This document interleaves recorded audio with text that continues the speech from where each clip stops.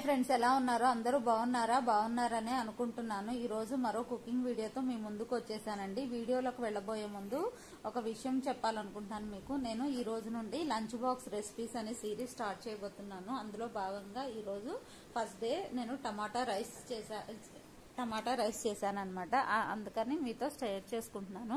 ఈ సిరీస్ లో ఏంటంటే ముఖ్యంగా ఎర్లీ మార్నింగ్ టైం లేనప్పుడు క్విక్ గా చేసుకునేటువంటి లంచ్ బాక్స్ రెసిపీస్ షేర్ చేసుకుందాం అనుకుంటున్నాను. సో ఇంకా వీడియోలోకి వెళ్ళిపోతే ముందుగా నేను ఫస్ట్ క్లిప్ లో చూపించినట్టు నేను చాయ్ గ్లాస్ ఉంటది కదండి, దాంతో 3 గ్లాసుల బాస్మతి రైస్ ని నానబెట్టుకున్నాను. ఒక హాఫ్ అన్ అవర్ పాటు నానబెట్టుకున్నాను, బాగా క్లీన్ చేసుకొని.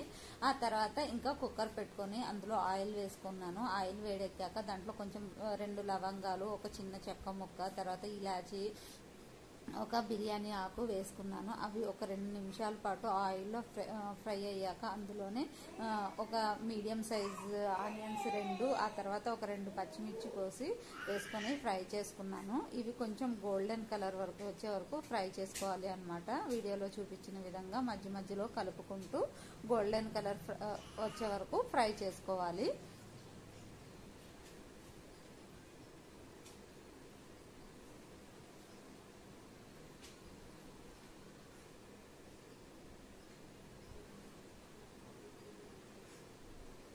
ఇలా గోల్డెన్ కలర్ వచ్చాక ఫ్రై చేసుకున్న తర్వాత ఇందులో అల్లం వెల్లుల్లి పేస్ట్ కూడా వేసుకొని ఫ్రై చేసుకోవాలండి, పచ్చివాసన పోయే వరకు. బట్ ఆ క్లిప్ అనేటువంటిది మిస్ అయింది, సారీ అండి, అందుకే ఇక్కడ మెన్షన్ చేస్తున్నాను.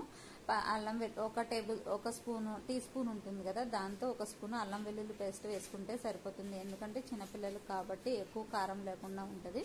వేసుకొని పచ్చివాసన పోయేంత వరకు ఫ్రై చేసుకోవాలి. ఆ తర్వాత 2 నుండి 3 టమాటాలు తీసుకొని మీడియం సైజ్వి ప్యూరీ చేసుకొని అది వేసుకొని ఫ్రై చేసుకుంటున్నాను అనమాట. టమాటా ప్యూరీ కూడా పచ్చివాసన పోయేంత వరకు ఫ్రై చేసుకోవాలి. ఇలా వీడియోలో చూపించిన విధంగా ఆయిల్ తేలుతుంటుంది కదా, ఆయిల్ బయట కనిపిస్తుంటుంది కదా, అలా వచ్చే వరకు ఫ్రై చేసుకోవాలి. అలా ఫ్రై చేసుకున్న తర్వాత దీంట్లో కొంచెం ఉప్పు, పసుపు, కారం వేసుకోవాలి.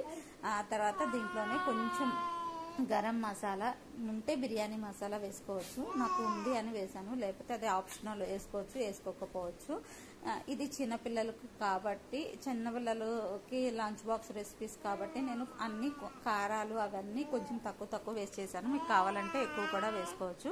ఇలా మొత్తం ఫ్రై అయ్యాక నేను టీ గ్లాస్తో 3 గ్లాసులు తీసుకున్నాను అన్నాను కదండి, ఈ గ్లాస్తో 3 గ్లాసులు రైస్ తీసుకున్నాను అనమాట. అందుకని చెప్పి మామూలుగా అయితే ఒక గ్లాస్కి 2 గ్లాసులు వాటర్ పోస్తారు, బట్ నేను 1.5 మాత్రమే పోసాను. ఎందుకంటే half an hour నానబెట్టుకున్నాము, that basmati rice కాబట్టి మరీ ముద్దగా అయిపోతుందని చెప్పి దీంతో 1.5 గ్లాస్ తీసుకున్నాను. ఇలా వేసేసుకోవాలి వాటర్.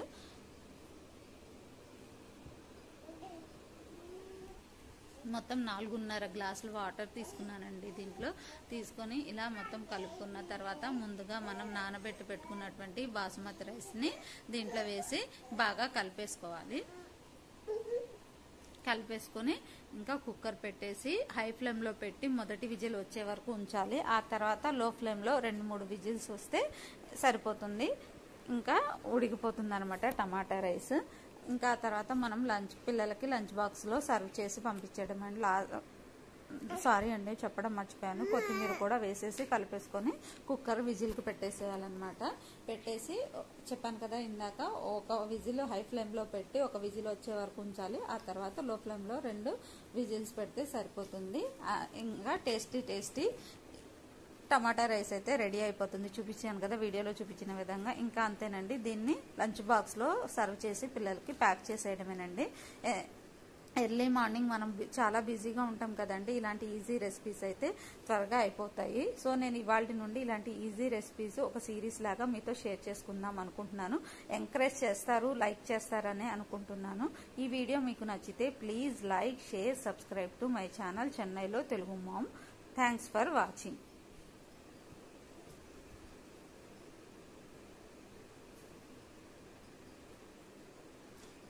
దీన్ని రైతాతో కూడా తినొచ్చు, పెరుగు రైతా చేసుకొని దాంతో తినొచ్చు, లేదంటే నార్మల్ పెరుగు ఉంటుంది కదా, ఆ పెరుగుతో కూడా కలుపుకొని తింటే టేస్టీగా ఉంటుంది అన్నమాట.